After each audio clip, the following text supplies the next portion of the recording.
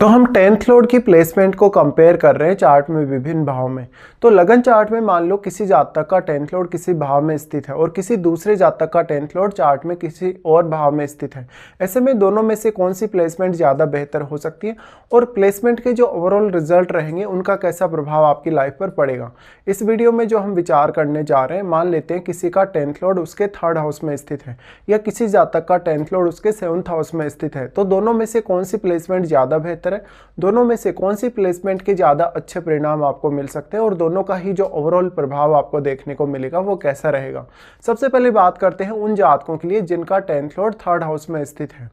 10th Lord अगर 3rd house में चला गया तो ऐसा हो सकता है कि आप अपने कैरियर पे बहुत ज़्यादा अपना ध्यान लगाते हैं या कैरियर में अपना पूरा एफर्ट डालते हैं, तो कैरियर में सफल होने की संभावना को ये प्लेसमेंट बढ़ा देगी। अब 3rd हाउस आपके नेचुरल टैलेंट का है, आपका जो भी क्रिएटिव स्किल्स है और जो भी आपका कम्युनिकेशन है, तो आप अपनी स्वयं की जो क्षमताएं हैं इंडिविजुअल रूप से जितना प्रयोग करेंगे अपने कैरियर के लिए उतना ज़्यादा बेहतर प्रदर्शन अपने कैरियर में कर पाएंगे। ऐसा जब तक अब कोई भी साहसी फैसला ले सकता है अपने कैरियर के लिए या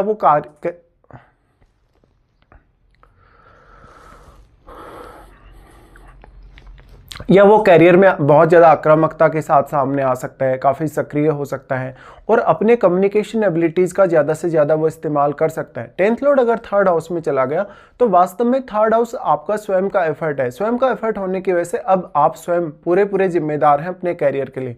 तो जैसा आपको कैरियर में स्वयं बनना है या जैसा अपना कैरियर बनाना है वैसा ही आप एफर्ट कर पाएंगे। अब 3rd हाउस में आपका क्योंकि 10th लॉर्ड चला गया तो आपके कम्युनिकेशन का, आपके जो 3rd हाउस से जुड़े हुए रिश्ते हैं उनका आपको कैरियर में बहुत ज़्यादा सपोर्ट मिलने की संभावना बढ़ जाएगी। ऐसे केस में कभी कभी उन रिश्तों की वजह से आपको कैरियर में कुछ बाधाएं भी देखने को मिल जाती हैं। ऐसा व्यक्ति लेकिन काफ़ी सक्रिय होकर अपने कैरियर में काम करता है और वो जितना ज़्यादा डेडिकेटेड रहेगा अपने कैरियर पर उतना ही ज़्यादा अच्छा परफॉर्म कर पाएगा। इसके साथ साथ 10th लॉर्ड का 3rd हाउस में जाना आपको कहीं ना कहीं दूसरी किसी प्लेसमेंट की तुलना में ज़्यादा सक्रिय बनाता है अपने कार्यों में, चाहे तो आपकी रूटीन लाइफ हो चाहे तो आपका कोई भी कार्य हो। लेकिन यहाँ सबसे इंपॉर्टेंट ये है कि आपकी जो साहसिक क्षमता है या जो आक्रामकता है वो खुलकर सामने आती है। तो अब यहाँ प्लैनेट विशेष का रोल काफ़ी ज़्यादा इंपॉर्टेंट हो जाएगा कि आपका जो 10th लॉर्ड है वो कौन सा प्लेनेट है, किस प्रकार का कारकत्व है या किस प्रकार की वो एनर्जी रखता है। साथ में जब वो 3rd हाउस में बैठा है तो 3rd हाउस में क्या वो वक्री है, क्या वो अस्त है या किसी अन्य ग्रह के साथ भी अगर वो बैठा हो तो आपको इस पर विचार करना रहेगा। देखिए लेकिन 10th लॉर्ड का 3rd हाउस में जाना कहीं ना कहीं आपको एफर्ट करने के लिए बहुत ज़्यादा मजबूर भी करेगा और वो आपको काफ़ी सारे शॉर्ट ट्रेवल दे सकता है अपने कैरियर के लिए। तो इस प्रकार से जब तक काफ़ी ज़्यादा फास्ट मूविंग होके काम करे या काफ़ी ज़्यादा चले वो कहीं ना कहीं, यानी वो ट्रेवल करे ज़्यादा से ज़्यादा, ऐसे केस में आप मार्केटिंग से जुड़े हुए या कम्युनिकेशन से जुड़े हुए कार्यों में ज़्यादा सफल हो सकते हैं। तो अब आपका जो एफर्ट है फिजिकल एफर्ट की तुलना में यहाँ पर आपका जो मेंटल एफर्ट है वो भी काफ़ी ज़्यादा इंपॉर्टेंट हो जाएगा। अब आपका जो 10th लॉर्ड है वो अन्य किस भाव का स्वामी, उस भाव के लिए भी आपको विचार कर लेना चाहिए वास्तव में। तो आपका 10th लॉर्ड 3rd हाउस में चला गया तो अब वो किसी भी भाव को आपके चार्ट में प्रभावित कर सकता है। जैसे आपका 10th लॉर्ड कोई भी प्लैनेट है बट वो आपके 9th हाउस को तो प्रभावित करेगा ही। हो सकता है वो आपके यहाँ पे 6th हाउस को प्रभावित कर रहा हो, आपके 5th हाउस को प्रभावित कर रहा हो या आपके 7th हाउस को प्रभावित कर रहा हो या आपके यहाँ वो 11th हाउस को भी प्रभावित कर सकता है। तो जिन जिन भावों पर अब उसका प्रभाव है उन पर आपको विचार करना रहेगा मेजरली। लेकिन 10th लॉर्ड का 3rd हाउस में जाना हम ये भी मान सकते हैं कि जातक जितना ज़्यादा अपने कैरियर के लिए सक्रिय रहेगा, जितना ज़्यादा पंक्चुअल रहेगा और डिसिप्लिन में रहेगा उतना ही ज़्यादा वो अब प्रोग्रेस कर पाएगा। और अब आप अपनी जो एनर्जी है, अपना जो सेल्फ एफर्ट है वो कितना ज़्यादा फोकस्ड होकर लगाते हैं किसी भी पर्टिकुलर काम में। तो अब आपके लिए कोई भी अगर आप टारगेट लेके चल रहे हो, कोई भी अचीवमेंट आपको पाना है वो अचीवमेंट आप काफ़ी इजीली पा सकते हैं इस प्लेसमेंट के होते हुए। 10th लॉर्ड के आपके 3rd हाउस में जाने से अब आपके भाई बहनों, रिलेटिव्स के साथ या पड़ोसियों के साथ जो आपके रिश्ते हैं उनकी अहमियत भी आपके लिए उतनी ज़्यादा बढ़ जाएगी। अब क्योंकि नवम भाव को आपका यहाँ 10th लॉर्ड प्रभावित कर रहा है तो नवम भाव भी आपके लिए उतना ही इंपॉर्टेंट होगा और नवम भाव में बैठा हुआ ग्रह भी, क्योंकि अगर नवम भाव में आपके चार्ट में कोई भी प्लैनेट बैठा है तो वो आपके 3rd हाउस को निश्चित तौर पर प्रभावित करेगा जहाँ आपका 10th लॉर्ड बैठा है। इसके साथ साथ मान लेते हैं अब कोई भी प्रकार से आपका जो 10th लॉर्ड है क्रूर ग्रह होगा। अगर क्रूर ग्रह होगा तो वो कुछ हद तक आपको रिश्तों के मामले में कुछ परेशानियां दे सकता है, लेकिन वो इंडिविजुअली आपको काफ़ी ज़्यादा सपोर्ट करेगा बाकी अन्य मामलों में। तो यहाँ 10th लॉर्ड 3rd हाउस में जाके आपकी कुछ हद तक अपेक्षाओं को भी बढ़ा देता है।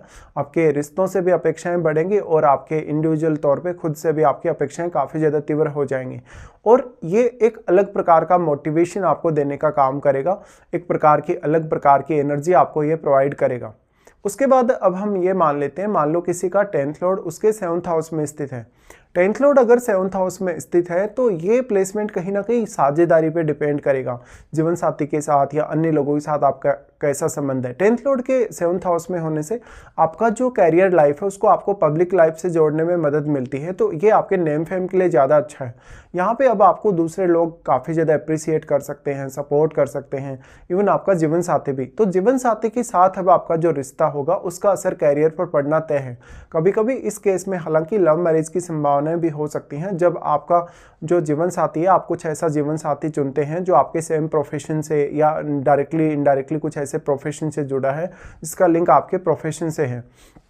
10th लॉर्ड 7th हाउस में आ गया तो वो आपके लगन को अवश्य प्रभावित करेगा, चाहे वो कैसा भी प्लैनेट है। इसलिए आपका जो पब्लिक डीलिंग है, आपका जो लोगों के साथ व्यवहार है, लोगों के साथ जो आपका जुड़ाव है, वो काफ़ी इंपॉर्टेंट हो जाएगा।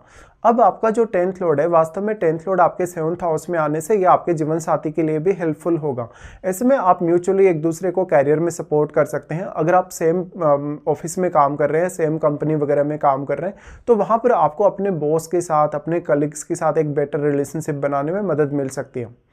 10th लॉर्ड आपका अब यहाँ 7th हाउस में आ गए तो मेजरली अब आपको ये भी डिसाइड करना रहेगा कि वास्तव में क्या आप जॉब के साथ साथ बिजनेस भी करेंगे। तो बिजनेस अगर करेंगे तो कोई ना कोई आपको पार्टनर चाहिएगा, तो आप अपना जीवन साथी भी उसके लिए चुन सकते हैं, या तो किसी अन्य पर्सन को भी आप उसके लिए चुन सकते हैं। ऐसी कंडीशन में आपके लिए अब आपका जो एफर्ट होगा इंडिविजुअल तौर पे वो काफ़ी इंपॉर्टेंट होगा। तो 10th लॉर्ड अब आपका अन्य किस भाव का भी स्वामी, उस भाव के हिसाब से भी आपको 7th हाउस के साथ कनेक्शन जोड़कर देखना होगा। बट ये निश्चित है कि आपका 10th लॉर्ड 7th हाउस में आएगा तो आपके मान सम्मान, आपके रेस्पेक्ट के लिए वो अच्छा है और वो आपके लगन को प्रभावित कर ही रहा है।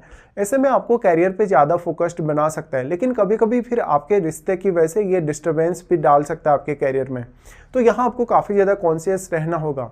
अब 10th लॉर्ड आपका 7th हाउस में आ गया तो यहाँ वो किसी अन्य ग्रह के साथ बैठा हो, वो वक्री हो, अस्त हो, तो इसका प्रभाव डायरेक्टली या इनडायरेक्टली आपके कैरियर पर रहने ही वाला है। ज़्यादातर केसेस में मान लो आपका 10th लॉर्ड यहाँ राहु के साथ बैठा है सप्तम भाव में, केतु जैसे ग्रह के साथ बैठा है, शनि जैसे ग्रह के साथ बैठा है, तब आपके कैरियर में काफ़ी सारे उतार चढ़ाव आ सकते हैं मैरिज होने के बाद। और कभी कभी जब ऐसा भी होगा कि आपकी मैरिज की वजह से आपका कैरियर बहुत ज़्यादा डिस्टर्ब हो गया हो, या आपको अपना कैरियर बदलने या अपना जो कैरियर पाथ है उसको पूरी तरीके से चेंज करने के लिए बाध्य होना पड़ता हो, इस केस में आपका 7th लॉर्ड अब बहुत ही वेल प्लेस्ड होना चाहिए। 7th लॉर्ड की भूमिका अब यहाँ काफ़ी ज़्यादा बढ़ जाती है। मान लो अगर आपके 7th लॉर्ड का संबंध आपके 11th हाउस से है, 5th हाउस से है, आपके 10th हाउस से है, तो फिर भी आपके लिए काफ़ी अच्छा साबित हो सकता है।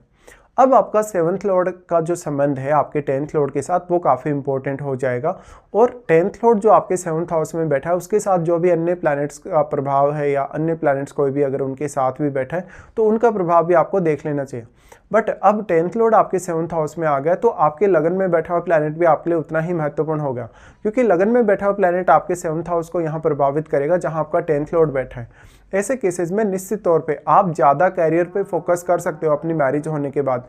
और कभी कभी ऐसा भी होता है कि आपके जीवन साथी का जो सपोर्ट है आपको, या जीवन साथी का कोई भी ओपिनियन है आपके कैरियर को लेकर, वो भी आपको कैरियर में काफ़ी ज़्यादा प्रभावित कर सकता है। तो कुछ केसेस में ऐसा होगा कि आपका मैरिज होने के बाद कैरियर में आप काफ़ी राइज भी करेंगे, और कुछ केसेस में ऐसा होगा कि आपका कैरियर ज़्यादा डिस्टर्ब हो जाएगा या आपकी जिम्मेदारियां काफ़ी ज़्यादा बढ़ जाएंगी। तो इस केस में 10th लॉर्ड का 3rd हाउस में जाना ज़्यादा बेटर साबित हो सकता है जब आपका 7th लॉर्ड वेल प्लेस्ड ना हो। और लेकिन उसमें भी फिर आपको 3rd लॉर्ड को देखना होगा, चाहे आपका 3rd लॉर्ड एक शुभ ग्रह भी हो चाहे एक क्रूर ग्रह भी हो। दोनों ही केसेस में 10th लॉर्ड का 3rd हाउस में जाना ज़्यादा बेटर है, क्योंकि वहाँ पर आप इंडिविजुअली अपने फैसले ले सकते हैं और आप काफ़ी ज़्यादा सेल्फ डिपेंड होकर काम कर सकते हैं। बट यहाँ 10th लॉर्ड के 7th हाउस में आने से आपका जीवन साथी के साथ, अन्य लोगों के साथ जो व्यवहार है उसका बहुत ज़्यादा इंपॉर्टेंस बढ़ जाएगा। तो हो सकता है आपके कैरियर में कुछ आपको बाध्यताएँ देखने को मिले, रेस्ट्रिक्शंस देखने को मिले। तो वैसे तो देखने में यही लगता है कि जो आपका 10th लॉर्ड है वो 7th हाउस में बैठा हो तो ज़्यादा बेटर है, लेकिन वास्तविकता ये है कि 10th लॉर्ड का आपके 3rd हाउस में ऐसी स्थिति में होना ज़्यादा बेटर साबित हो सकता है ज़्यादातर स्थितियों में। लेकिन आपको यहाँ जो 3rd लॉर्ड है उसका संबंध और 10th लॉर्ड का आपसी संबंध जरूर देखना होगा, और आपके 7th लॉर्ड का और आपके 10th लॉर्ड का संबंध भी आपको जरूर देखना होगा। और सबसे ज़्यादा इंपॉर्टेंट ये भी है कि आपके 10th हाउस में क्या कोई अन्य प्लैनेट स्थित है, तो उस प्लैनेट का जो प्रभाव है आपके 10th हाउस में वो भी आपको देखना होगा।